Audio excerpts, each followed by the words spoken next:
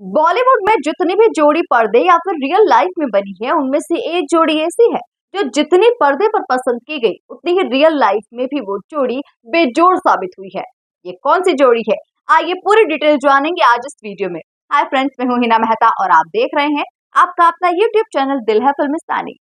1969 में सात हिंदुस्तानी के साथ हिंदी फिल्म इंडस्ट्री में एक लंबे और दुबले पतले एक्टर की एंट्री को सभी ने नोटिस किया। अमिताभ बच्चन।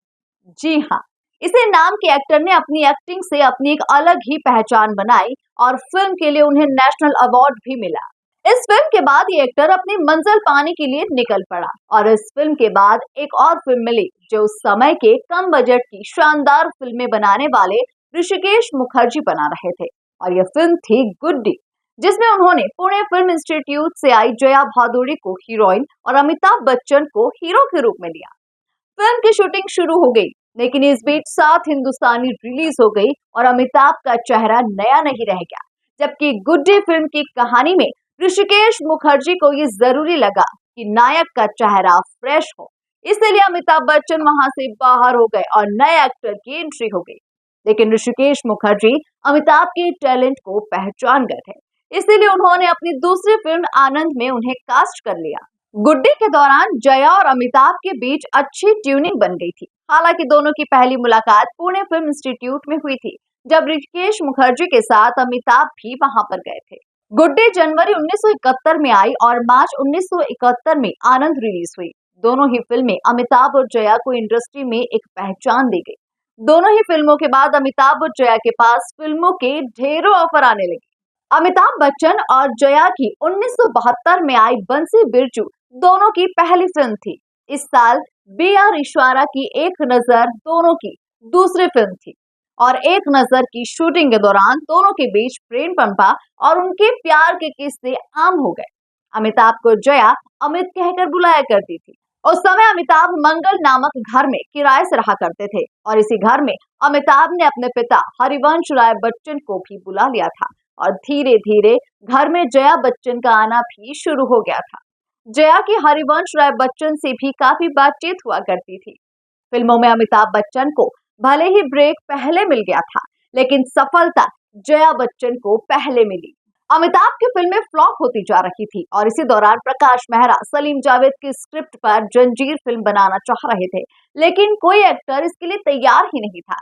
तब सलीम जावेद ने अमिताभ का नाम सुझाया और हीरोइन के लिए जया भादुड़ी को लेने की सलाह दे दी, क्योंकि जया भादुड़ी तब तक एक बड़ी स्टार बन चुकी थी। सलीम जावेद ने जब जया भादुड़ी को फिल्म की कहानी सुनाई तो उन्होंने इसे करने से मना कर दिया था, क्योंकि इसमें उनका कोई खास रोल था ही नहीं।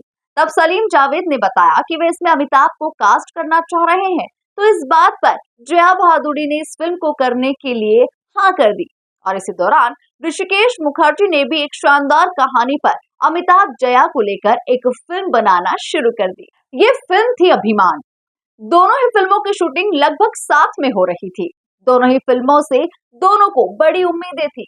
तब अमिताभ जया ने डिसाइड किया था कि जंजीर हिट हो जाती है तो वे उनके फ्रेंड्स के साथ विदेश घूमने जाएंगे। 11 मई 1973 को जंजीर रिलीज हो गई और फिल्म की रिकॉर्ड तोड़ कमाई के साथ अमिताभ की एक्टिंग के हर तरफ चर्चे होना शुरू हो गए और इस फिल्म से हिंदी सिनेमा को एक एंग्री यंग मैन मिल चुका था। फिल्म में जया ने भी अपना रोल बखूबी निभाया था। जैसा कि पहले से ही तय था कि जंजीर के हिट होते ही दोनों विदेश जाएंगे और ये बात हरिवंश राय को पता चली और उन्हें इस बात पर ऐतराज होता और उन्होंने कहा कि पहले शादी कर लो फिर विदेश जाना। जिस वक्त शादी की बात कही गई उस वक्त लंदन की टिकट बुक कर ली गई थी। ऐसे में शादी के लिए बहुत कम समय बचा था। अमिताभ बच्चन भोपाल आए और जया भादुड़ी के पिता पत्रकार तरुण भादुड़ी से उन्होंने शादी की बात की। बहुत कम समय में शादी की तैयारियां की गई और 3 जून 1973 को उनकी शादी हो गई। जिस दिन फेरे हो रहे थे उसी दिन रात को उनकी फ्लाइट थी। शादी के बाद किराए वाले उसी घर में जया अमिताभ के साथ रहने लगी। तब हरिवंश राय बच्चन, तेजी बच्चन और अजिताभ बच्चन भी वहीं रहा करते थे। शादी के अगले माह मतलब जुलाई को अभिमान फिल्म रिलीज हुई, जो दोनों की ही लगातार दूसरी सुपरहिट फिल्म रही और ये फिल्म दोनों की शानदार अदाकारी के साथ ही बेहतरीन संगीत के कारण आज भी देखी जाती है। जंजीर और अभिमान के बाद अमिताभ बच्चन चल निकले। उनके हाथ दीवार और शोले जैसी बड़ी फिल्में लगी। 1975 में दोनों की ही मिली चुपके चुपके और शोले जैसी फिल्में आई। दोनों के संजीदा अभिनय के कारण मिली आज भी याद की जाती है। शोले की शूटिंग के दौरान जया बच्चन प्रेग्नेंट थी। शोले के लिए अमिताभ बच्चन को 1 लाख रुपए मिले थे और इसी के बाद उन्होंने एक बंगला ले लिया जिसका नाम प्रतीक्षा रखा गया। बच्चन परिवार अब एक छोटे से किराए के मकान से एक बड़े बंगले में शिफ्ट हो गया। अमिताभ बच्चन जहां लगातार अपनी फिल्मों में बिजी होते गए, वहीं जया बच्चन ने अपने घर गृहस्थी को संभालना शुरू कर दिया और उन्होंने चुनिंदा फिल्में करना ही स्वीकार किया। इस जोड़ी के बीच सब कुछ ठीक चल रहा था, लेकिन 1976 में दो अनजाने फिल्म की शूटिंग के दौरान अमिताभ और रेखा के बीच नजदीकियां बढ़ने लगी और इसकी चर्चाएं चारों तरफ होने लगी और दोनों की जोड़ी को पर्दे पर भी खूब पसंद किया जा रहा था।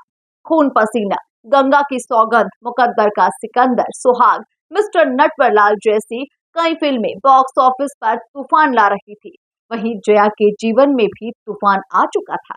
हालांकि दोनों के बीच में कभी तकरार तो नहीं हुई, लेकिन जया समझ चुकी थी कि यदि इस सिलसिले को नहीं रोका गया तो बात दूर तक चली जाएगी। यश चोपड़ा के फिल्म सिलसिला शुरू होने से पहले ही जया ने अमिताभ के सामने ये शर्त रख दी थी कि ये रेखा के साथ उनकी आखिरी फिल्म होगी। 1982 में कूली फिल्म की शूटिंग बेंगलोर में हो रही थी, जहां जया बच्चन दोनों बच्चों के साथ अमिताभ से मिलने पहुंच गई। यहाँ ऐसा संयोग रहा कि वे रुक गई और दोनों बच्चों को उन्होंने किसी रिश्तेदार के साथ वापस मुंबई रवाना कर दिया और उसी दिन अमिताभ को शूटिंग के दौरान चोट लग गई। दर्द से कहराते अमिताभ को होटल लाया गया, वहीं जया बच्चन ने उन्हें संभाला। चोट मामूली नहीं थी। जिंदगी और मौत के बीच अमिताभ की जंग शुरू हो चुकी थी, जिसमें जया बच्चन हर पल उनके साथ रही। अमिताभ के अस्पताल में होने पर रेखा ने उनसे मिलने की काफी कोशिशें की, लेकिन वो कामयाब न हो सकी। आखिर 2 माह के बाद अमिताभ को अस्पताल से छुट्टी मिली तो अमिताभ बच्चन पूरी तरह से बदल चुके थे। उनका अपनी पत्नी के प्रति प्रेम और समर्पण और भी ज्यादा बढ़ चुका था, लेकिन ऐसा नहीं था कि किस्से थम चुके थे। शराबी फिल्म की शूटिंग के दौरान जया प्रदा के साथ भी उनके प्रेम के चर्चे फिर से चलने लगे और बहुत जल्दी वो थम भी गए। अमिताभ और जया की जोड़ी बाद में 2001 में कभी खुशी कभी गम में और 2016 की एंड काम में भी पर्दे पर नजर आई। दोनों ने एक मराठी फिल्म में भी अभिनय किया और इस तरह उन्होंने कुल 11 फिल्मों में एक साथ अभिनय किया। वहीं रेखा अमिताभ ने 9 फिल्मों में साथ में काम किया। अमिताभ बच्चन और जया बच्चन की जोड़ी पर ये थी हमारी आज की स्पेशल रिपोर्ट। दोनों की जोड़ी आज भी सलामत है और दोनों बॉलीवुड की उन कम जोड़ी में शामिल हैं जिनका प्रेम शादी तक पहुंचा और शादी भी शिद्दत से निभाई। दोनों की ही फिल्में आज भी बहुत ज्यादा पसंद की जाती है। हमें कमेंट बॉक्स में बताएं कि आप उनकी कौन सी फिल्म देखना चाहते हैं और सबसे ज्यादा आपको उनकी कौन सी फिल्म पसंद है। तो फ्रेंड्स, आज के इस वीडियो में फिलहाल इतना ही। आपको हमारा ये वीडियो कैसा लगा हमें कमेंट बॉक्स में जरूर बताएं। साथ ही इस वीडियो को लाइक और शेयर करना बिल्कुल ना भूलें। और हाँ, अगर आपने हमारे चैनल को अभी तक सब्सक्राइब नहीं किया है तो प्लीज जल्द ही कर लीजिए।